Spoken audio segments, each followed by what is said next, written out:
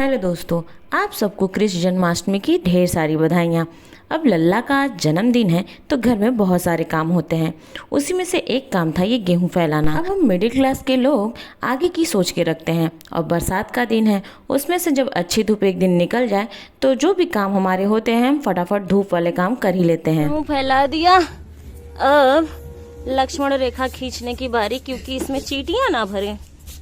ये मेरी लक्ष्मण रेखा है भाई, देखते हैं जो लांघेगा वो भस्म हो जाएगा, भस्म।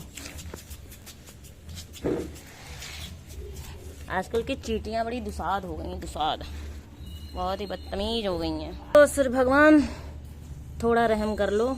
देखिए ये गेहूं इस गुणवान लड़की ने फैलाया है।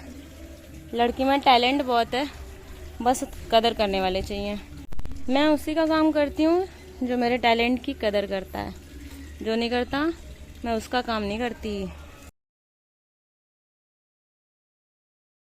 एक, ये रहा 2 और ये रहा 3। भाई हालत खराब। गेहूं का काम खत्म करने के बाद नहाने धोने खाने पीने के बाद अब बारी थी लल्ला को तैयार करने की।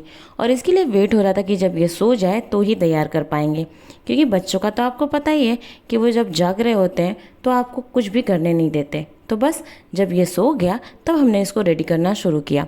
और ये जब शुरू ही किया था हमने, ये इतना सुंदर लग रहा था कि हमने सोचा ही नहीं था कि इतना प्यारा लगेगा। और अब बारी थी पैर की, तो पैर भरने का काम मेरा था।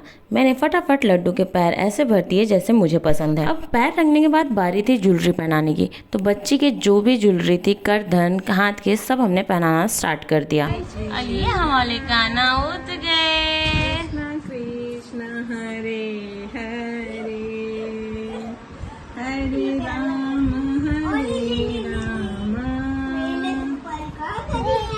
हेलो कान्हा जी। हम जब लड्डू को ज्वेलरी पहना रहे थे, हमें ये बात तभी समझ में आ गई थी कि ये ज्वेलरी बहुत देर तक टिकने वालों में से नहीं है, क्योंकि बच्चों की आदत ही होती है जो भी कुछ अपने ऊपर नया देखा नहीं कि नोचना शुरू कर देते हैं। और ये तो एक नंबर का बदमाश है। यशोदा अपने लल्ला का मुखड़ा तो दिखा। ओ नट खट जय जय जय जय नंदी लाला, मेरी अखियां तरस गई अब तो आजा। नट कट गोकुल की लाला। मैं ऐसे रहना चाहिए ना, मेरी अखियां।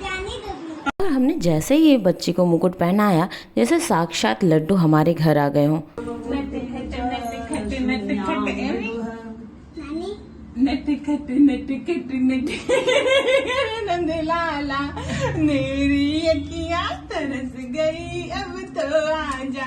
जय यशोदा मैया की जय, लड्डू लल्ला की जय। लड्डू को तो आपने देख लिया कि वो कितना शरारती है। शरारत उसके चेहरे पे झलक रही थी। और ये रहा मेरी बुआ का प्यारा सा मंदिर, जहाँ पे लड्डू गोपाल वाइट कपड़े में विराज गए थे और रात की तैयारियां भी शुरू हो गई थी। खैर मुझे घर आना था, तो इन सब के बाद मैं शाम तक घर आ गई। हमारे यहाँ माता रानी का मंदिर है, तो वहीं पे लड्डू गोपाल का जन्मदिन बहुत ही धूमधाम से मनाया जाता है। तो हमने घर पे पहले प्रसाद की तैयारियां की। सारा प्रसाद बन गया, काट कर सारा मंदिर पे भिजवाने के बाद हम भी मंदिर पर पहुँच गए। मंदिर इतना सजा हुआ, इतना खूबसूरत लग रहा था कि हो रहा था कि बस पूरी रात वहीं बैठ के भजन करते रहो। जैसा कि आप देख ही रहे हैं कि मंदिर कितना खूबसूरत सजा है। और सुंदर लगे भी क्यों ना, आज लड्डू गोपाल का जन्म जो होने वाला था, आज वो जो आने वाले थे, तो बस इसकी तैयारियां भी जोरों शोरों से हो रही थी।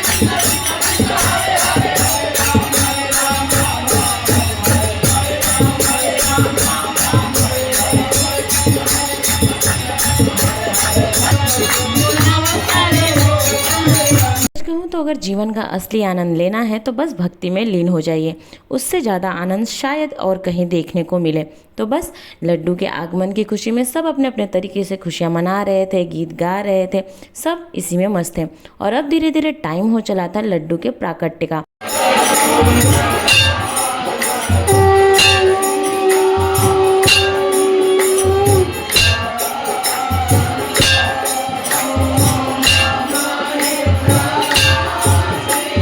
इस तरीके तरीके से लड्डू के प्राकट्य के बाद उनकी आरती हुई और आरती सभी में बांटी गई, सबको आरती दिखाई गई।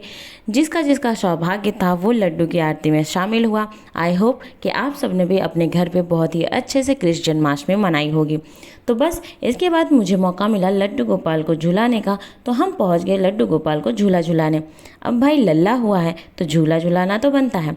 उसके बाद सबने प्रसाद ग्रहण किया। अब नंद के घर लल्ला हुआ है और हम गीत ना गाएं, ऐसा कैसे हो सकता है। तो बस हम भी लल्ला को सुनाने के लिए बैठ गए। चलिए तो जाते जाते मेरे साथ एक बार प्रेम से बोलिएगा, हाथी घोड़ा पाल की जय कन्हैया लाल की, नंद के आनंद भयो जय यशोदा लाल की।